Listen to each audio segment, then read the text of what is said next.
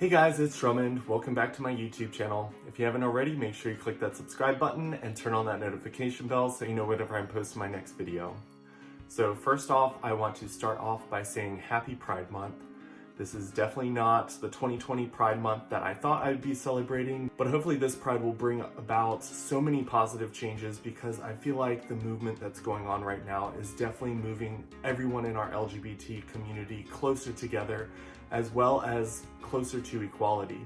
So when I first created this YouTube channel, the whole purpose of it was to make everyone feel welcomed. I wanted to create a place where we could talk about our differences and be able to discuss all the different people in our LGBT community. So I feel like I've talked on this topic a lot of different times in several of my videos in the past on what it means to be an ally, whether I was addressing straight people who needed to be allies to the LGBT community or the LGBT community on how to be better towards people who are trying to be our allies. And here recently, I realized that being an ally is not easy. It is very uncomfortable sometimes because you have to have difficult conversations with people about the things that you don't understand. Here recently, I've been reaching out to a lot of my friends in the Black community, just discussing with them their stories and trying to create a better understanding in myself. I've been reading a lot of different books to kind of give myself new perspectives because I believe when it comes to being an ally, the best thing to do is educate yourself. I will say that I've come across a lot of very difficult conversations with the people that I care about, just because when it comes to the discussions that we've had, a lot of times it comes down to the injustices that have happened to people in the Black community and the oppression that people in the white community have brought upon them. One thing that I've had to learn to do is kind of disconnect myself from the white community and really connect myself with a community that I've never really been a part of before, because I've lived a very white privileged life and I have seen the world through that privilege, and I've had to kind of find ways to relate to the stories that I've been told. And honestly, being a gay person, I know that there have been lots of times where I've felt the prejudice and the hate of the people around me.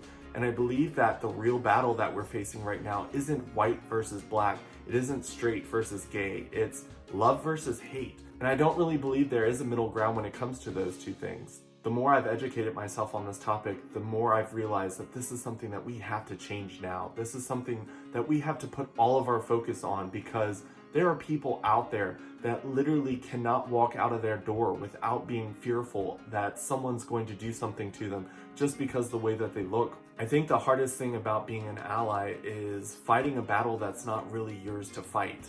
So I'm not saying that you shouldn't go out there and fight it. I'm just saying that when it comes to being gay and fighting against people who don't believe that gays should have rights, it's really easy for me to get up every single day and say, okay, I'm going to fight this fight because my rights depend on it. But when it comes to fighting for a community that I'm not a part of, when it gets hard, it's really hard to keep pushing myself and saying, hey, you've got to do this, because the people that you love and care about are suffering because of the things that are happening out there. I know that when it comes to having those difficult conversations, it's been the love that I've had for my friends that have really gotten us through those conversations, because we have had very heated conversations just because I'm very passionate about helping people.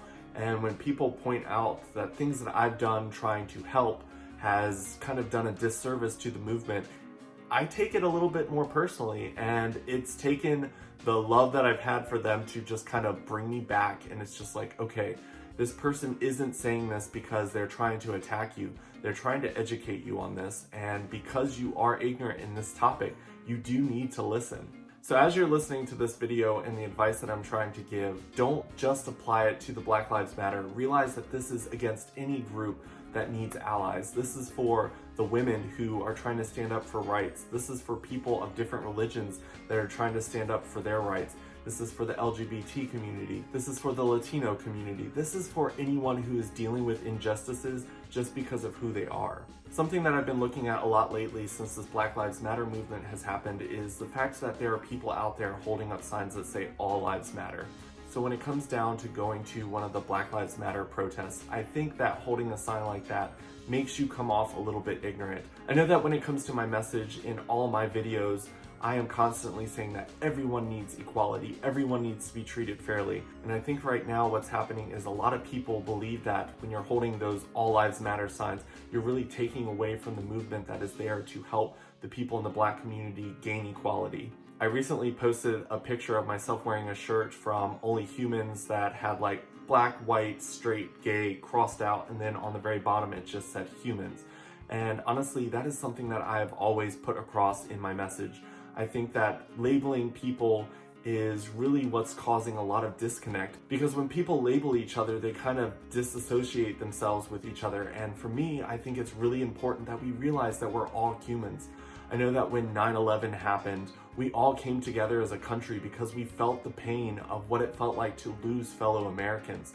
When it came to the shooting at Pulse, we came together as a gay community because we felt that same pain for losing people in the gay community. And I feel like the problem right now is that we're really disconnected from the Black community because we put so many different labels. When it came to all these people that are in the Black community that are losing their lives to police brutality, I feel like we're not coming together as a country and realizing that that was a human's life. That was someone that has family. That is someone that had a life before it was taken from them. So when I posted that picture, that was the message I was trying to get across. We really need to come together and realize that that was a human's life that was lost that day. And I feel like we've just become so disconnected. I feel like when people are dying in other countries, when people are dying in other states, we're starting to become very disconnected from the idea that those are people's lives being lost right now. I know that because it's Pride Month, a lot of people have been holding up the signs that say Black trans lives matter, Black gay lives matter, Black women's lives matter. And I think that's an extremely important message to be putting across, because there are people in our community that are struggling a little bit worse because they are gay, because they are trans, because they are women. It honestly blows my mind that anyone in a minority group could be prejudiced against people in a different minority group. I don't understand how there could be racist gay people. I don't understand how there are homophobic Black people, but there are, because we're not taking the time to understand each other. We're not taking the time to hear each other's stories. We're looking at each other with labels instead of realizing that we're all humans, and that when a life is lost in the trans community, when a life is lost in the Black community, it is a life lost to the human race. I think what we really need to do right now is take the time to sit down and listen to each other's stories and stop labeling each other. I know that when it comes to being part of the LGBT community, we all have different struggles depending on the part of the community that we're in. And that when it comes to being part of the Black community, there are different struggles than the struggles that I face as a gay white man. But when it comes to the struggles that we're facing, it's all hate. When it comes to moving closer to equality and justice, it's really all about realizing that we are all human, that we are all the same. And by me saying that, I'm not saying that we need to remove labels, because labels are important when it comes to saying this community is struggling with this, while this community is struggling with that, and we need to help each other.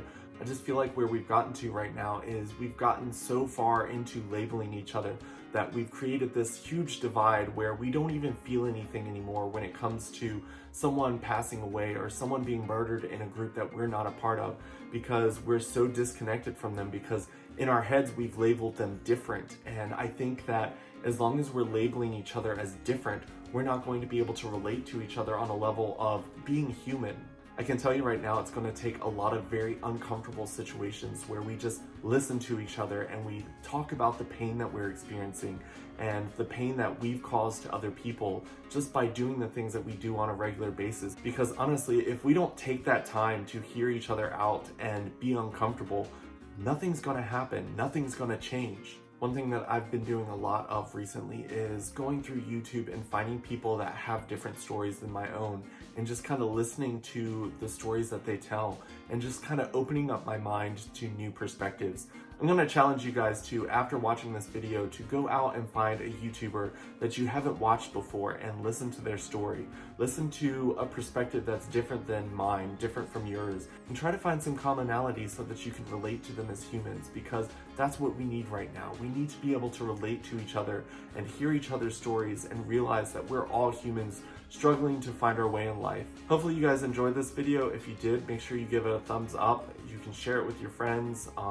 Please leave some comments in the comment section below. I love having discussions with you guys. If you haven't already, make sure you go check me out on my Instagram and my Facebook and my Snapchat. See you guys later. Bye.